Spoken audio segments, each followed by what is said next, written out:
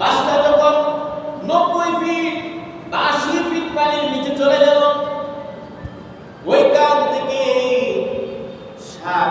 জন মানুষ তারা বের হয়ে আসছে। তাদেরকে প্রশ্ন করা হলো, তোমরা কেমনে বের হয়ে এসেছো? তারা বলে, আমরা কোনো কিছুই বলতে পারি না। যখন বাসের ভিতর পানি চলে আসলো, আমরা আতঙ্ক হয়ে গেলাম। কিন্তু অটোমেটিক আমরা নিজেও কল্পনা করতে পারি না আমরা বাসের ভিতর থেকে কেমনে বের হয়ে পানির উপর চলে এসেছি। রাখে আল্লাহ, মারে আল্লাহ, রাখে কে? আল্লাহ যাদের মৃত্যু নির্ধারণ করেছিল তারা বাঁচতে পারে নাই, আর যাদের মৃত্যু আল্লাহ নির্ধারণ করে নাই তারা ওইটার ভিতর থেকে আল্লাহ পাক বের করে দিয়েছে। সেজন্য মৃত্যু কখন আসবে কেউ জানে না। যদি জানতো তাহলে তার জিন্দেগীর সমস্ত আমলগুলোকে করতে। সেজন্য মৃত্যু আসার আগে আগে আমার হায়াতের জিন্দেগি আমি কেমনে কাটিয়েছি, প্রত্যেকটা সেকেন্ডের দিকে যদি লক্ষ্য করেন তাহলে আপনি নিজে সব কিছু হিসাব করে নিতে পারবেন। সেজন্য মৃত্যু আসার আগে আগে প্রস্তুতি গ্রহণ করতে হবে।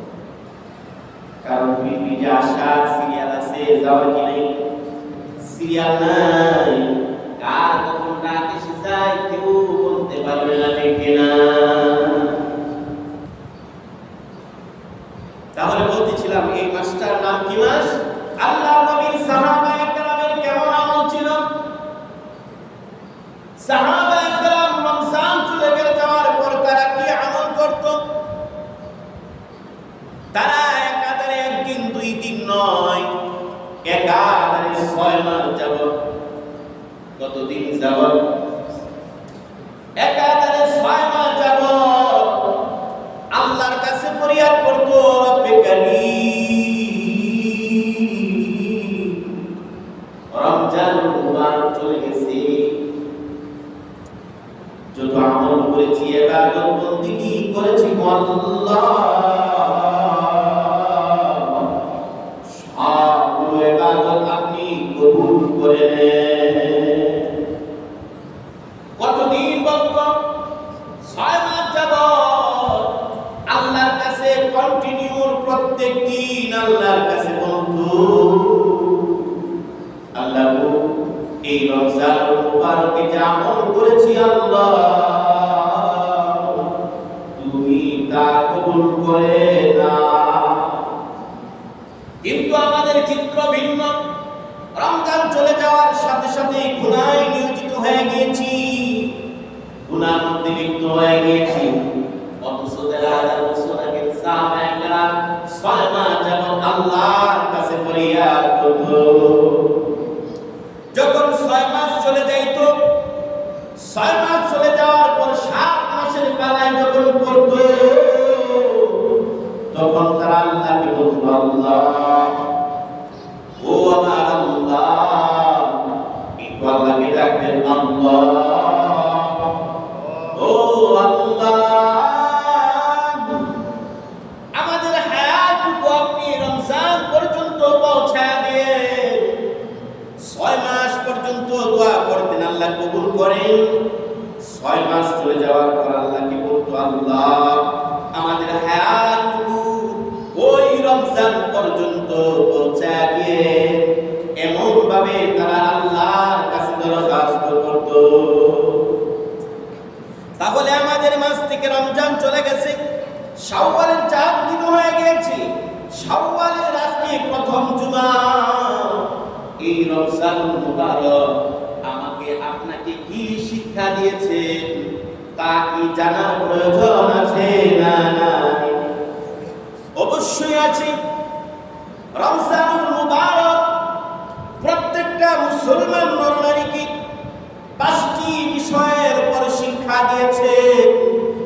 কয়টি বিষয়ের উপর শিক্ষা দিয়েছে? 5টি বিষয় আমাদেরকে শিক্ষা দিয়েছেন রমজান। 1 নম্বর শিক্ষা হলো নিজের নফসকে পাপ থেকে মুক্ত রাখার শিক্ষা দিয়েছেন। রমজান মুবারক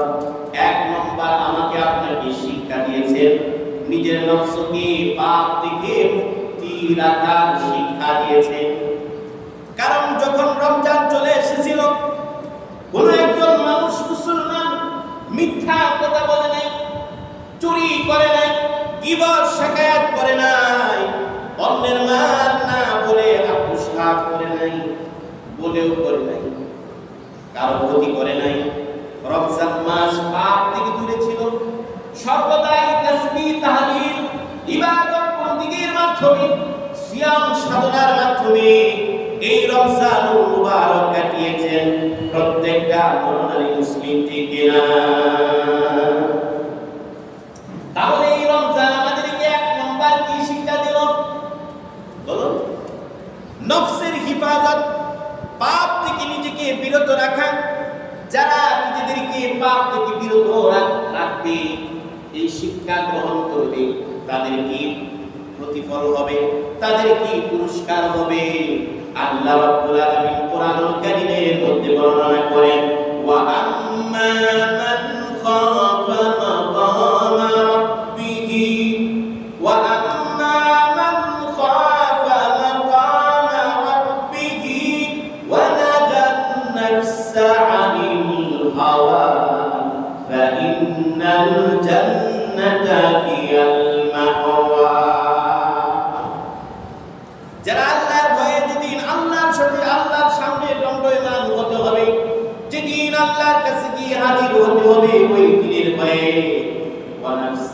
নিজের নফসকে আনিল হাওয়া, হাওয়া থেকে, বেপয়সা বেহুদা অনর্থ গর্ব গুজব থেকে, মিথ্যা গীবত শাকায়াত থেকে যারা তাদের নফসকে হিফাজত করেছে, ফাইন্নাল জান্নাতা হিয়াল মাওয়া।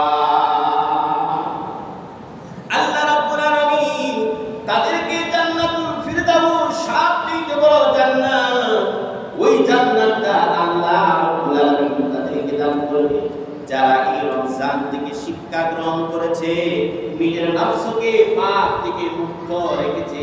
তাদের জন্য এক নম্বর পুরস্কার কি? জান্নাতুল মাওয়া। দ্বিতীয় নম্বর শিক্ষা হলো ক্ষুধার্ত মানুষের ক্ষুধার্ত অনুধাবন করার শিক্ষা দিয়েছেন। দ্বিতীয় নম্বর শিক্ষা দিয়েছেন রমজান একজন ক্ষুধার্ত মানুষের ক্ষুধার্ততার অনুধাবন করা, এটার অনুভূতি অন্তরের মধ্যে ফিল করা, এটার একটা অনুভূতি অন্তরে আসা একটা শিক্ষা দিয়েছেন। কারণ গরিব মানুষ দিনে একবার, তিনবার তো দূরের কথা, একবারও খেতে পারে না, এরকম সমাজের মধ্যে মানুষ আছে না নাই? কিন্তু যারা ধনী মানুষ, তারা দিনে 4 বার 5 বার খাবার খায়, না খায় না? অবশ্যই খায়। কিন্তু ওই ধনী মানুষগুলো যখন রোজা রেখেছে, দুপুর যখন হয়ে গিয়েছে, তাদের কিন্তু একটা কষ্ট অনুভূতি হয়েছে, একটা কষ্ট লেগেছে, ক্ষুধার একটা পিপাসার একটা যন্ত্রণা লেগেছে। এই কষ্টটা তাদের মধ্যে ফিল করেছে। তখন তারা বুঝতে পেরেছে যারা 3 বারের মধ্যে একবারও ভালো করে খেতে পারে না, তাদের কি অবস্থা, ওই ধনী মানুষটা যখন তার অন্তরের মধ্যে এরকম একটা জিনিস সৃষ্টি হইল, তখন ওই মানুষটা গরিবদেরকে দান করে, গরিবদেরকে কি করে সাহায্য সহযোগিতা করে। কারণ একজন গরিব মানুষ না খাওয়ার কারণে তার মধ্যে যে একটা কষ্ট, ওই ধনী মানুষটা রোজা রাখার পর ওরকম একটা যখন তার মধ্যে সৃষ্টি হইল, এই কারণে ওই মানুষটা গরিব মিসকিনকে খাবার দেয়, গরিব মিসকিনকে সাহায্য দেয়।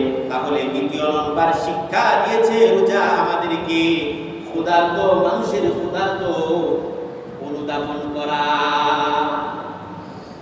এই শিক্ষা যারা অর্জন করবে তাদের জন্য রয়েছে চিরস্থায়ী জান্নাত। আর যারা এই শিক্ষা অর্জন করবে না, আল্লাহ রাব্বুল আলামিন কুরআনুল কারীমের মধ্যে বলেন, ইয়াসআলুনাকা আনিল মুজরিমিনা মা সালাকাকুম ফী সাকার ক্বালু নাম নাকু মিনাল মুসাল্লিন ওয়া লাম নাকু নুতঈমুল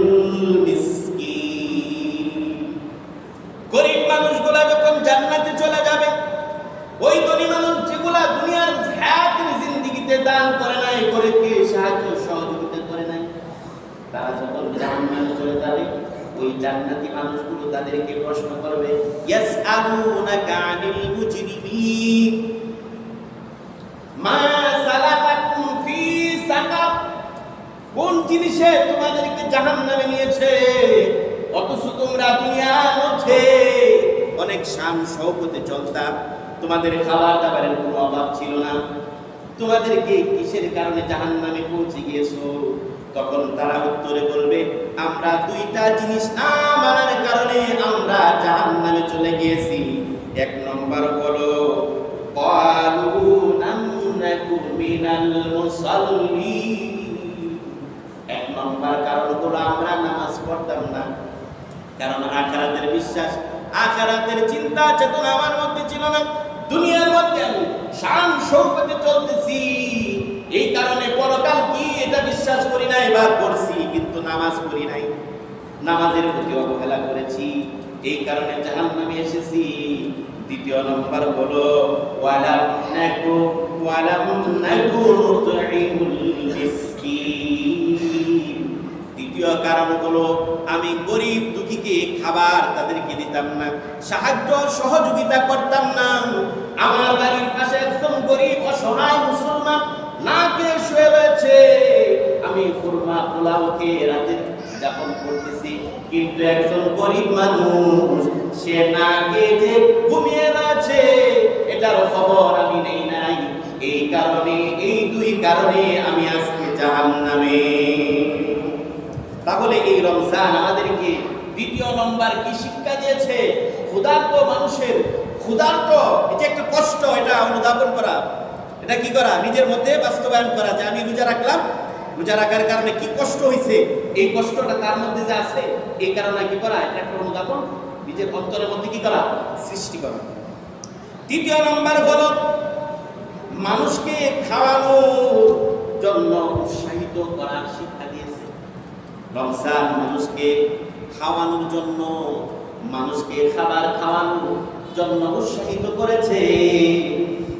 কারণ রমজান মাসে হাদিস শরীফের মধ্যে আছে, রমজান মাসে একজন মানুষকে যদি ইফতার করায়, একজন মানুষকে যদি খানা খাওয়ায়, আল্লাহ নবী, বিশ্ব নবী বলেন, মান ফাত্তারা ফীহি সাইমান, মান ফাত্তারা ফীহি সাইমান, কোন একজন মানুষকে যদি ইফতার করায়, আল্লাহ রাব্বুল আলামিন ওই ইফতার করানোর সমপরিমাণ নেকি ওই মানুষটার আমলনামায় আল্লাহ রাব্বুল আলামিন দিয়ে দিবে।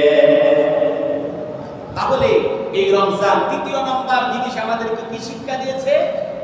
মানুষকে খাবার খাওয়ানোর প্রতি উৎসাহিত করেছে এই রমজান। চতুর্থ নম্বর শিক্ষা দিয়েছে মানুষের সাথে ভালো আচরণ করার শিক্ষা দিয়েছেন রমজান।